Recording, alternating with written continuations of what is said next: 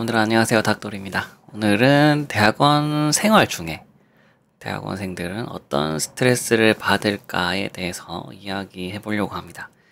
여러 가지가 있겠지만 일단 크게 5가지로 추려서 가지고 왔고요. 이제 물론 사람마다 이게 스트레스가 아닐 수도 있어요. 그래서 여러분이 해당되는 것 정도만 파악을 해보시면 될 것 같습니다. 5가지 중에서 첫 번째는 당연히 이제 학업에서 오는 스트레스가 있어요. 그러니까 여러분들이 학부 때 과제에 쌓여서 살았잖아요. 그런 스트레스가 대학원 때도 똑같아요.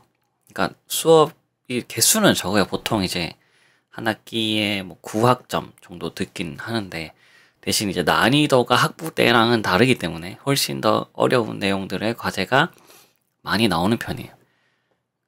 물론 뭐 많진 않아요. 대학원 때 과제가 뭐 매주 나오고 이러진 않은데 하나하나의 그 강도랄까? 이게 되게 높은 편이에요. 그래서 학업에서 오는 스트레스가 여전히 있다라는 거를 알아두시면 좋겠습니다. 그래서 여기서 많은 스트레스를 받는 경우도 있고 아닐 수도 있어요. 그게 이제 본인이 좋아하는 분야에 공부를 하면 이게 즐거울 수도 있긴 한데 일단은 여기서 스트레스를 많이 받는다라는 걸 알아두시면 좋겠고, 두 번째는 이제 연구실을 관리할 때 오는 스트레스가 있거든요.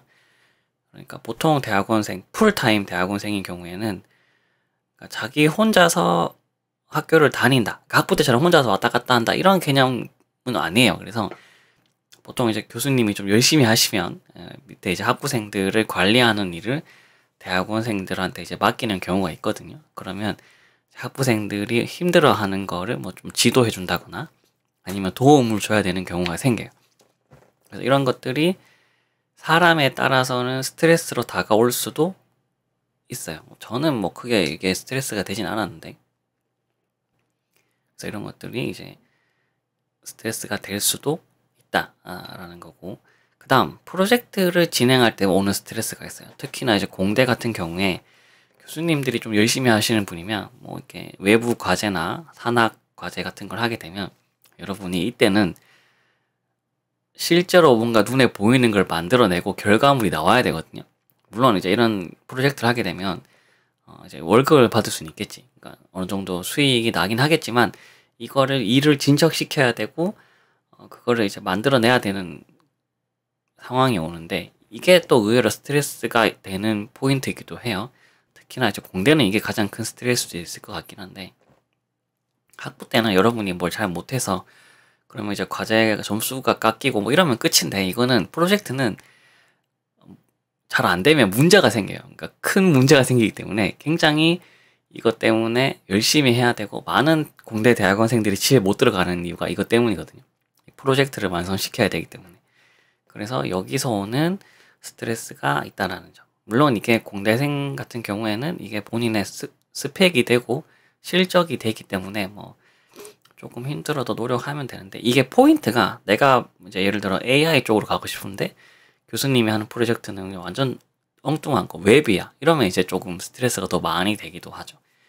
그래서 본인이 공부하고 싶은 분야가 아닌데 프로젝트를 해야 되는 경우, 이럴 때는 진짜 많은 스트레스를 받아요. 이런 스트레스도 있고, 그다음 네 번째는 이제 지도 교수에서 오는 스트레스가 있어요. 이게 이제 여러분 뭐 언론에서 많이 보고 하셨을 텐데, 저는 사실 그 대학원 생활하는 과정에서 이런 스트레스를 한 번도 받은 적이 없거든요. 그래서 그 뉴스 나오는 거 보면 진짜 와 미쳤다 이런 생각이 들긴 하는데, 요즘은 확실히 옛날보다 많이 줄어든 것 같긴 해요. 그런데 이제 제 와이프가 뭐 졸업할 때만 해도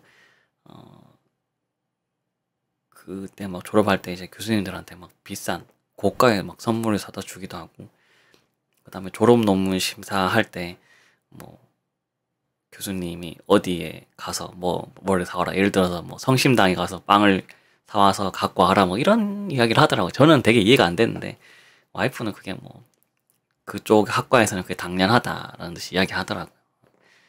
그래서 참 요즘 또 저런 사람이 있구나 싶기도 하고, 이런 경우가 있습니다. 저는 이런 적이 없어서 잘 모르겠어요. 저희 지도 교수님은 굉장히 좋으시고 훌륭하신 분이었기 때문에 괜찮았는데, 또 다른 예를 들어보면 제 친구, 저랑 같이 이제 석사 과정을 하는 친구는 이제 경영학과에서 석사 과정을 했었을 텐데, 이 친구는 자기 지도 교수님이 휴가를 가서 그 교수님 집에 가서 개 밥, 강아지 밥 챙겨주고 오는 뭐 그런 것도 하더라고. 아, 진짜 뭐 저런 놈이 다 있나 싶기도 하던데 요즘은 아마 많이 줄어들었을 거라고 생각을 합니다. 그리고 이런 건 문제가 있잖아요. 그러면 이제 학생분들이 좀 이거를 막 항의를 하고 해야 되는데 아무래도 대학원은 조금 그런 게 쉽지 않은 분위기다 보니까 이런 지도 교수한테서 오는 스트레스도 있다. 대신 이거는 굉장히 케바케, 케이스 바이 케이스라는 점 알아두시면 좋겠습니다. 일단 마지막으로 이게 제일 커요. 취업에 대한 스트레스. 그러니까 이건 학부 4학년 때 취업에 대한 스트레스가 있잖아요. 근데 그거를 대학원을 간다라는 걸로 이제 해서 어느 정도 해소됐다가 다시 이제 대학원 졸업할 때가 되면 다시 또 다가오는 거예요. 취업에 대한 스트레스. 그러니까 취업에 대한 걱정, 불안감을 2년 정도 밀어 놓는 거죠. 미래로. 그래서 결국에는 대학원 졸업할 때도 똑같은 취업에 대한 스트레스를 받게 된다. 라는 거죠. 이런 형태의 5가지 스트레스가 있습니다. 그 다음에 뭐 또 많이 나오는 이야기 중에 하나는 이제 친구들이 다 회사에 다녀서 뭐 자리를 잡았는데 본인은 아직까지 학교에 있어서 거기에서 오는 이제 괴리감이랄까요?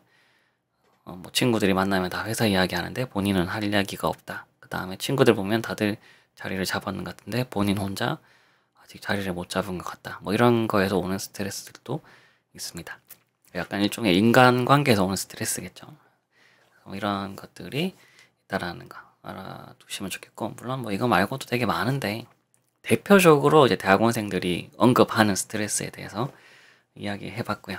물론 이 스트레스가 많다고 해서 대학원 생활이 꼭 나쁘다는 건 아니에요. 저는 석사 과정까지는 여러분이 하는 게 좋다라고 생각하는 편이기 때문에 잘 고민해 보시고, 대학원 지원하신 분들도 이런 스트레스가 있다는 걸 알고 미리 대비하시면 되잖아요. 그랬으면 좋겠습니다. 그러면 이번 영상을 여기서 마치도록 할게요. 안녕.